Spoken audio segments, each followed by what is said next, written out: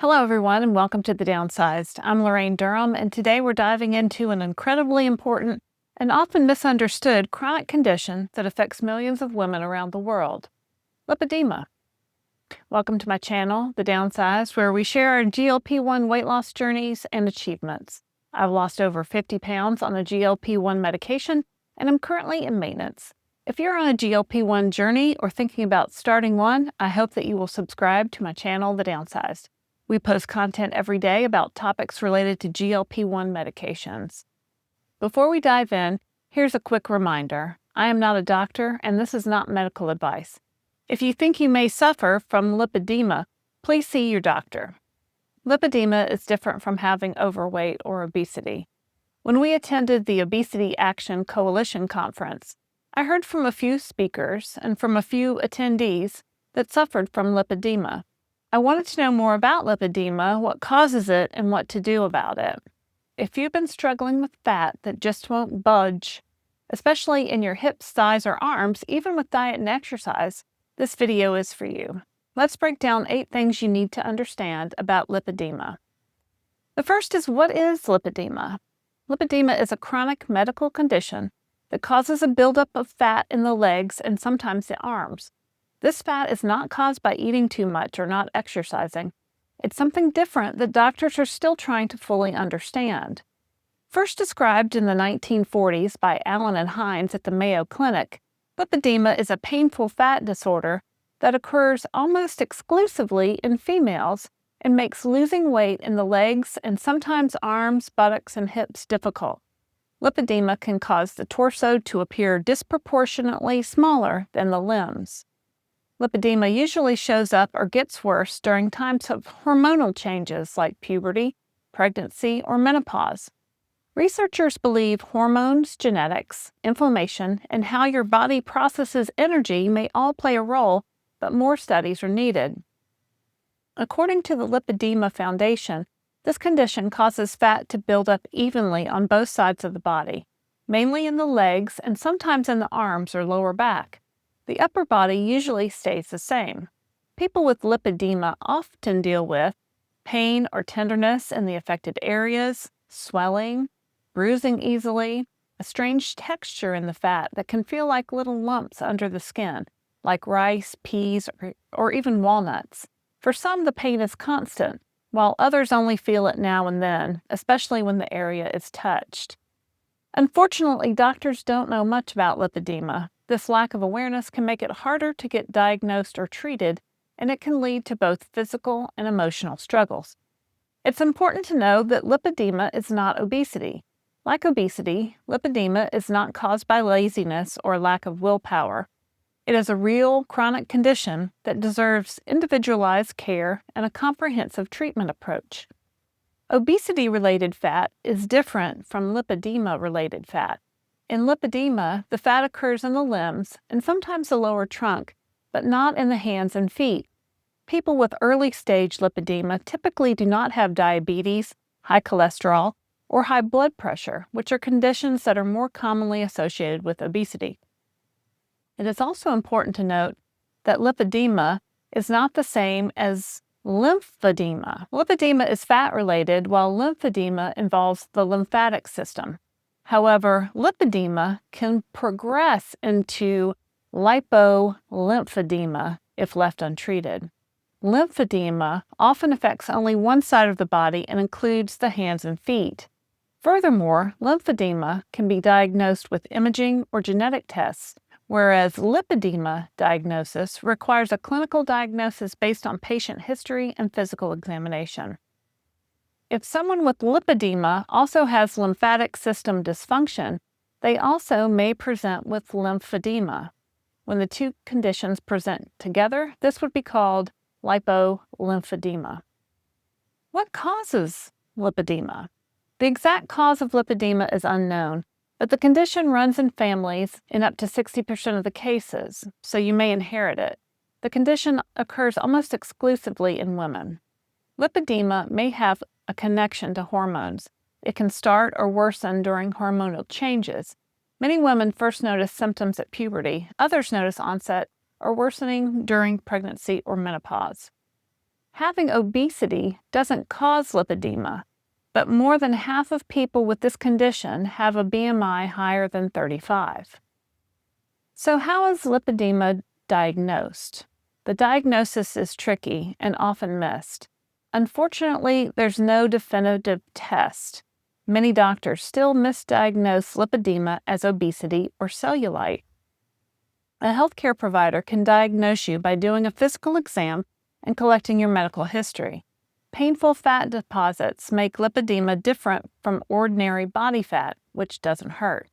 Also, people with lipedema have a clear difference in size between their unaffected feet and their affected legs. Providers don't have a go-to test they use to diagnose lipedema, but they can do blood tests and imaging to rule out other issues or find other conditions you may have with lipedema. Tests they may order include an ultrasound, which uses sound waves, a DEXA scan, which is a bone density test using X-rays, an MRI, a scan using radio waves, a CT scan, which uses X-rays and a computer, nuclear medicine imaging, which is a scan which makes images from radioactive substances. Lipedema mostly affects women. Researchers estimate that 1 in 72,000 people have lipedema. But this number is probably low because lipedema can look like obesity or lymphedema. Another global estimate says 11% of females have lipedema. The condition is rare in males. There are stages of lipedema. Lipedema slowly worsens with time in many people. It presents differently based on the type and stage of the condition. Some women have minimal fat buildup, while others experience severe fibrosis, pain, limited mobility, and fatigue. Lipedema stages include Stage 1, your skin looks normal, but you can feel something like pebbles under your skin. You can have pain and bruising at this stage. In Stage 2, your skin surface is uneven and may have dimpling that looks like a quilted stitching, a walnut shell, or cottage cheese. Stage 3, your legs can look like inflated rectangular balloons and you have large folds of skin and fat. It's often painful to the touch, can bruise easily, and could lead to swelling, stiffness, and difficulty walking as it progresses. In Stage 4, you have lipedema and lymphedema at the same time. How is lipedema treated? There's no cure for lipedema yet, but treatment can help reduce pain, swelling, and other symptoms. Many people start with simple, non-invasive options and try more advanced treatments if needed. Here are 6 common ways lipedema is managed. First is exercise. Gentle, low-impact exercise like walking, swimming, or cycling can improve circulation and support your lymphatic system. Water exercises are especially helpful. The water gives your body natural compression and support. Number 2 is a healthy diet. Eating whole, unprocessed foods and avoiding inflammatory ones like sugary snacks, processed meals, and unhealthy fats may help reduce symptoms. While a healthy diet can support your overall wellness, it usually won't get rid of lipedema fat. Unlike regular fat, lipedema fat doesn't respond well to dieting or exercises. You might lose weight in other areas, but your legs or arms may stay the same. Number 3 is compression garments. Wearing compression leggings or sleeves can help reduce swelling and discomfort. These garments don't cure lipedema, but they're a common part of a conservative treatment plan. Number 4 is skincare. Keeping your skin clean and moisturized helps prevent irritation or infections, especially in the areas where the skin is stretched or swollen. Number 5 is medication and supplements. Certain medications and supplements like amphetamines, phentermine, metformin, diosmin, and selenium may help reduce inflammation or swelling in some people. Talk to your doctor to see what might work for you. Number 6 is herbal and antioxidant treatments.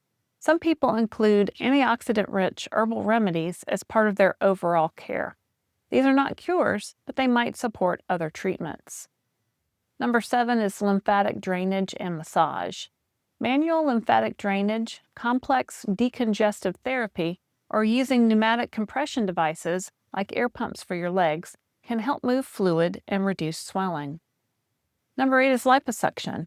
In more advanced cases, a special type of liposuction can remove lipedema fat. This can improve pain, mobility, and quality of life, but it's important to have it done by someone experienced in treating lipedema. If you catch lipedema early and start treatment, it's often easier to manage. Always work with a healthcare provider familiar with lipedema to find the right plan for you. Once we understand the treatments, the next point to understand is, how do I take care of myself if I have lipedema? See your doctor and follow the instructions for the treatments they prescribe for you. If you're not sure when to take medicine or how long to wear compression stockings, be sure to ask your provider. Keeping your regular appointments with your provider will help them see the progress that you're making from one visit to the next. Some questions you may want to ask your provider could include, what type and stage is my lipedema? What's the best treatment for me?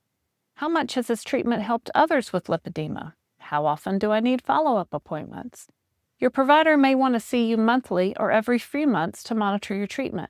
Contact them if you're having issues with any of your treatments or if they don't seem to be working in the time frame you discussed. Your provider can suggest a different treatment that may help. And this brings us to our last point, which is mental health care. Your mental health can take a hit. Being told for years that you just need to lose weight when you tried everything can be mentally exhausting. Many women with lipedema have been told that their pain is imagined or that they're not trying hard enough. If any of this sounds like your story, know that you are not alone and you are not to blame. Lipedema can affect an individual's mental health and quality of life, sometimes leading to low energy, feelings of hopelessness, low self-esteem, or eating disorders. People with lipedema need to speak with their healthcare provider about their mental health. Support groups where patients can share their experiences may also be found through social media. To find these groups, go to Facebook and search lipedema. Support networks can make a meaningful difference. Lipedema can be a difficult condition to live with because it limits your ability to move around. Talking with other people, even if it's just in an online support group, can remind you that others are dealing with this too. They and your provider understand that lipedema is different from ordinary body fat. The more we talk about lipedema, the more awareness we build. The Lipedema Foundation provides dozens of lipedema resources. To learn more, go to www.lipedema.org. Thanks so much for watching. If you or someone you know is living with lipedema, drop a comment below. I'd love to hear your story. And don't forget to like, subscribe, and share this video with someone who might need information on lipedema. Lipedema may be under-recognized, but awareness is growing. Understanding the signs can lead to better care, a timely diagnosis, treatment, and support. Let's spread awareness of this chronic medical condition. Take care of yourself and remember that people with lipedema deserve answers and support. Thanks for watching today. I'm Laraine Durham for the Downsized. See you next time.